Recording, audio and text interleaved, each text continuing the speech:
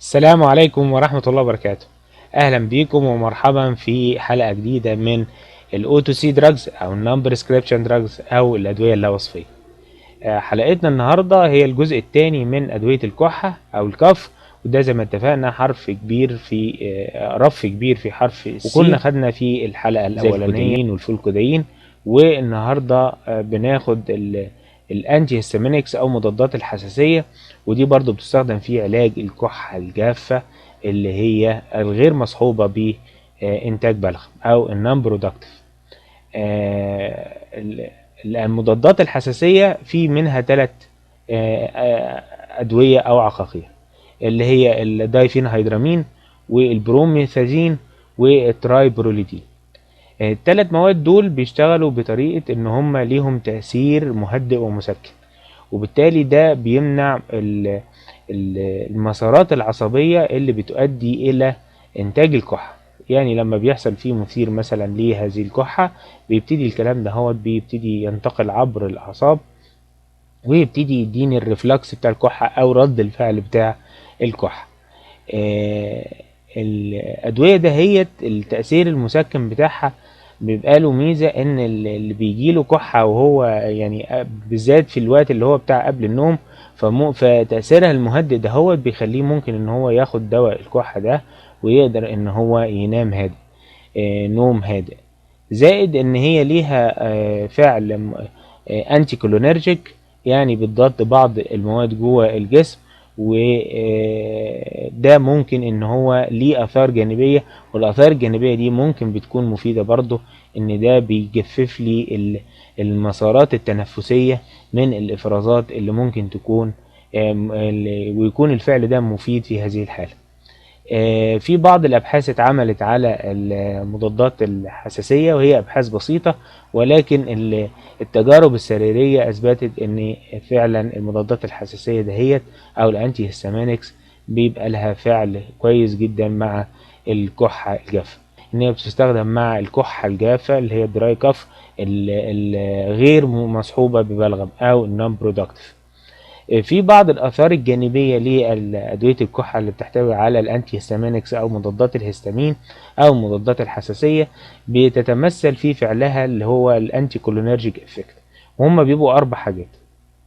أول حاجة إنها بتعمل احتباس للبول أو يورينري ريتنشن. تاني حاجة إنها ممكن بتعمل برضو إمساك أو كونستيبيشن.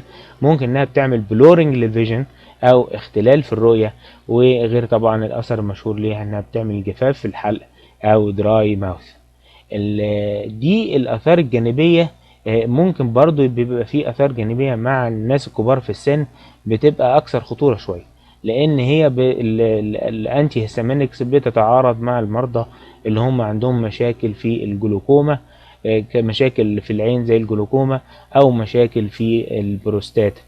بالتالي ما اقدرش اديهم للمرضى من اللي عندهم المرضين دول. غير كده لقوا ان فيه لو الجرعة ممكن ان هي زادت شوية، ممكن الكلام ده هو يعمل في بالذات في الاطفال نتيجة تنشيط حاجة اسمها اللي هي البارادوكسيكال، بتعمل تنشيط للبارادوكسيكال ستيميوليشن في السنترال نيرفس سيستم او للجهاز العصبي المركزي. التنشيط ده هو ممكن يعمل نوع من الهلوسة للطفل الصغير. بالنسبة للتفاعلات بتاعتها، تعتبر التفاعلات بتاعتها محصورة في الأدوية اللي لها نفس الفعل المهدئ، زي مثلا مزيلات القلق أو الأنكسيوليتكس أو المنومات زي الهيبنوتكس.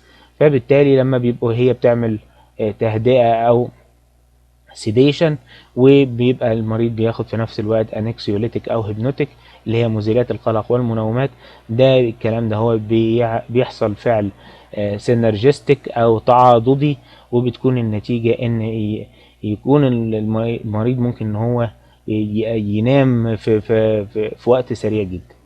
زائد طبعا الفعل بتاعها اللي هي كأنتي ماسكارينيك اكشن، ليها طبعا بيبقى لها اثار جانبيه، بالذات مع التراي هيكس فينادايل والاورفينادرين والتراي سايكليك انتي ديبريسنت. في مجموعه تانية من المواد، هذه المواد بتستخدم لعلاج نوع تاني من الكحه، وهي الكحه الصدريه المصحوبة بإنتاج بلغم أو الشيستي برودكتيف كافز، ودي اللي احنا بنسميها المقشعات أو الإكسبكتورانس. الإكسبكتورانس الموجودة في سوق الدواء بتبقى اللي هي الأدوية التالية دي: الجوايافينيزين والأمونيوم كلورايد والإيبيكاكوانا والسكويل. في الكحة الصدرية اللي هي بتبقى مصحوبة بإنتاج البلغم، بيتم إنتاج البلغم عن طريق المسارات الشعب الهوائية، وده بيبقى نتيجة للعدوى الصدرية اللي بتكون موجودة أو الانفكشن، وده بيخلي البلغم يبتدي إن هو يتحرك إلى الأعلى لحد ما يوصل للبلعوم. والكلام ده طبعا بيحصل بالحركة الهدبية للأهداب اللي موجودة في القناة التنفسية. طبعا الحكاية دي يعني أو الآلية دي بتتم في سبيل إن يبتدي الجسم يطرد البلغم اللي بيسد مجاري التنفس، وبالتالي يفضل مجاري التنفس مفتوحة للتنفس كويس. بالنسبة للمقشعات أو طاردات البلغم، بتشتغل على إنها تطرد البلغم من القناة التنفسية، لكن هي بقى بتشتغل بطريقة إن هي المفروض إنها في الجرعات الكبيرة بتعمل تنشيط للعصب الحاير عن طريق الخلايا المعدية، وده طبعا بيعمل ريفلكس ريسبونس أو رد فعل انعكاسي أو ارتدادي عن طريق المركز القيء اللي موجود في المخ. المفروض ان نفس الآلية دهيت تنشط برضو الغدد اللي موجودة في الشعب الهوائية، وتنشط برضو الأهداب اللي موجودة في القناة التنفسية. ده طبعا من المفترض ان هو يبتدي ان هو يطلع البلغم، وده بيبقى بجرعات اقل من الجرعة المسببة للقيء. طبعا المقشعات بتستخدم في كأدوية الكحة من فترة طويلة جدا، ولكن بالنسبة بقى للدليل الموضوعي هل هي فعلا فعالة ولا لا، بيبقى في يعني الدليل على كده بسيط جدا. ولكن مثلا دواء زي الجوايافينيزين بتوصفه المنظمة الغذاء والدواء او ال FDA اللي هي الامريكية بان هو ممكن يكون فعال عند 200 ملي جرام 3 مرات في اليوم. واللي بالنسبة للأدوية دهيت المفروض ان هي زي ما قلنا ان هي بتدي الفعل بتاعها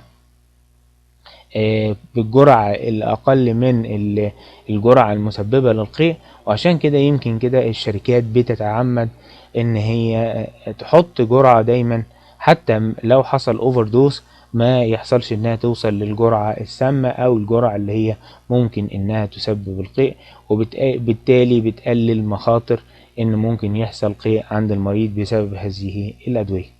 وبكده تكون خلصت حلقتنا النهاردة، واستودعكم الله، والسلام عليكم ورحمة الله وبركاته.